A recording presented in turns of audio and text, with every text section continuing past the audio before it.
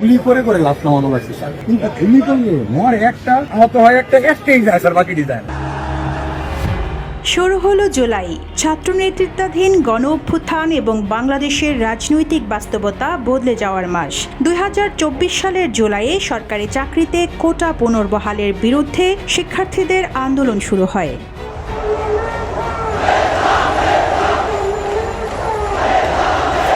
14 জুলাই শেখ হাসিনার রাজাকারের নাতি নাতনি মন্তব্যের পর আন্দোলন নতুন মোড় নেয়। মুক্তিযোদ্ধাদের নাতিপুতিরাও পাবে না, তাহলে কি রাজাকারের নাতিপুতিরা পাবে?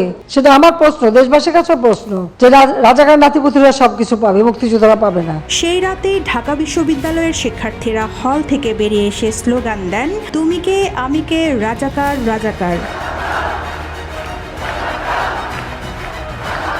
পরদিন ঢাকা বিশ্ববিদ্যালয়ে আন্দোলনকারীদের ওপর ছাত্রলীগের হামলা এবং 16 জুলাই 6 জন নিহত হওয়ার ঘটনায় দেশ জুড়ে বিক্ষোভ ছড়িয়ে পড়ে এবং মৃতের সংখ্যা বাড়তে থাকে।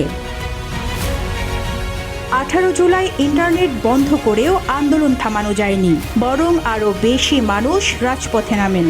ইন্টারনেট বন্ধ করি, ইন্টারনেট বন্ধ হয়ে গেছে। 3 আগস্ট বৈষম্য বিরোধী ছাত্র আন্দোলনের তৎকালীন সমন্বয়ক এবং বর্তমানে এমপি নাহিদ ইসলাম কেন্দ্রীয় শহীদ মিনার থেকে ঐতিহাসিক এক দফা ঘোষণা করেন। আমাদের এক দফাটি হলো শেখ হাসিনা সহ এই সরকারের পতন এবং ফ্যাসিবাদের বিনাশ। 5 August long march to Dhaka কর্মসূচিতে লাখো মানুষের অংশগ্রহণের মুখে শেখ হাসিনা ভারত চলে যেতে বাধ্য হন। শেখ হাসিনা পালিয়ে গেছে, শেখ হাসিনা নাই, শেখ হাসিনা চলে গেছে, শেখ হাসিনা পালায় না। এবছর গণ অভ্যুত্থানের দ্বিতীয় বার্ষিকী উপলক্ষে জুলাই জুড়ে কর্মসূচি পালন করছে বিভিন্ন রাজনৈতিক দল ও ছাত্র সংগঠন। Rizwana Rinti, news desk, Ittefaq.